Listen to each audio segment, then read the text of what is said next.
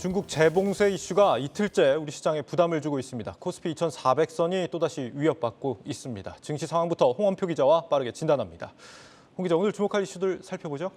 네, 오늘 12월 기업경기 실사지수 전망치가 나왔습니다. 네. 이 수치는 26개월 만에 최저를 기록했는데요. 매출액 기준 600대 기업을 대상으로 조사하는 건데 전망치가 85.4를 기록했습니다. 예. 기준치가 100이기 때문에 100보다 높으면 긍정적인 거고 이제 낮으면 부정적인 전망인데 지금 9월부터 이제 꾸준하게 하락하고 있는데요. 네. 일단은 업종별로 좀 살펴보면 제조업이나 비제조업 모두 6월부터 7개월 연속 이제 기준치보다 이제 하락을 한 상태였고 특히 이제 전자통신이나 뭐 이제 부동산 업황 둔화에 따른 건설 같은 경우도 굉장히 낮은 수준을 나타냈습니다. 네, 이게 기업 CEO들한테 직접 물어본 이제 체감 경기이기 때문에 기업들이 얼마나 이 경기 둔화를 체감하고 있는지 느껴볼 수 있는 것 같습니다. 관련해서 또 다른 데이터가 나온 게 있습니다. 우리 기업들의 재고 자산이 역대 최대를 기록했다고요? 그렇습니다. 국내 주요 기업의 3분기 재고 자산이 지난해보다 한 40% 가까이 늘어났습니다. 네. 재고 자산이 165조 원으로 지난해 이제 121조 원보다 한 36.4% 정도 이제 증가했는데요. 업종별로 살펴보면 이 IT나 전기, 전자 또 이쪽 업종 재고가 40조에서 58조 원으로 거의 20조 가까이 늘었고요. 자동차도 한 4조 원 정도 이제 상승했습니다.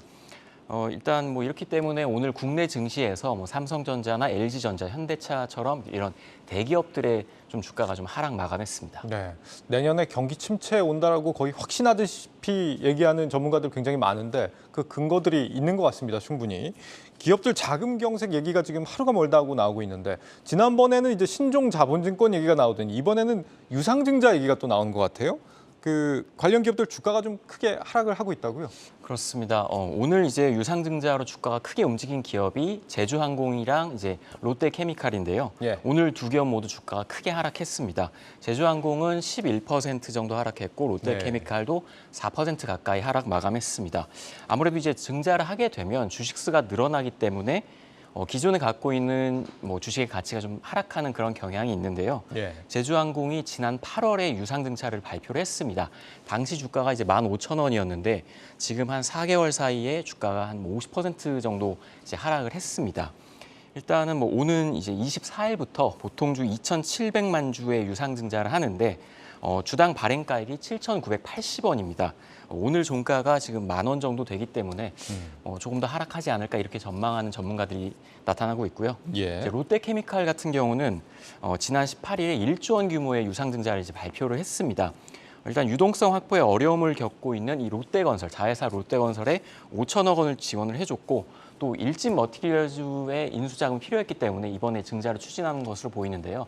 증권가에서는 롯데케미칼에 대해 좀 부정적인 평가를 내놨습니다. 예. 메리츠증권은 롯데케미칼의 이제 목표 주가를 24만 원에서 20만 원으로 내렸고 그 이유에 대해서는 이 자회사인 롯데건설의 사업 리스크 부각으로 좀 재무 구조가 좀 불안정해졌다 이렇게 설명을 했습니다. 또 부진한 업황에도 불구하고 이 배당보다는 자회사의 현금을 지원해줬다 이런 점에서 이 주주 가치를 좀 훼손한 거 아니냐 이런 설명들이 나오고 있습니다. 네. 그리고 중국 재봉쇄 이슈 때문에 지금 어제 오늘 주가가 전반적으로 영향을 받고 있는데 특히 그 중에서도 중국 쪽에 수출하는 우리 소비주들, 소비 관련주들이 또 타격을 많이 보고 있다면서요? 그렇습니다. 뭐 보통 이제 중국 소비주 하면 화장품주가 대표적인데요. 오늘 또 화장품주의 주가가 좀 하락 마감했습니다. 네. 일단 뭐 중국이 하루 확진자가 이제 평균 한 2만 명을 넘어서면서 이 봉쇄를 좀 풀었다가 다시 좀 이제 강하게 봉쇄를 하고 있는 상황인데요. 뭐 LG 생활건강이나 뭐 제이준 코스메틱 같은 경우도 한 4% 가까이 이제 하락 마감을 했습니다. 의류주도 이제 동반 하락을 했는데 11월 11일에 있었던 이 중국의 광군제가 끝난 지 얼마 지나지 않아서 다시 이제 코로나로 인한 이제 봉쇄가 강해지면서 이 화장품주가 좀 오르나 싶었는데 다시 좀 하락세로 돌아서는 모습입니다. 그렇군요. 내일은 어떤 일정 예고돼 있습니까? 네, 내일은 우리나라와 케냐의 정상회담이 예정돼 있습니다. 예. 케냐의 대통령이 우리나라를 방문하는 것은 32년 만의 일인데요. 일단 뭐 내일 어떤 이야기가 나올지 좀 주목해봐야 될 것 같고요. 또 미국의 일정에 좀 주목할 부분이 있습니다. 세인트루이스 연은 총재가 이제 제임스 블라드 총재인데 지난주에 최종금리 7%를 언급한 이제 그 사람입니다. 그래서 예. 이제 내일 연설 때 과연 이러한 매파적인 기조를 계속 유지할 것인지 이 부분에 있어서 좀 투자자들이 관심 있게 지켜보실 것 같고 그렇겠네요. 또 이제 슐레페커드나 베스트바이 같은 기업들의 3분기 실적도 예정돼 있습니다. 네, 여기까지 듣겠습니다. 증시 프리즘 홍원표 기자였습니다.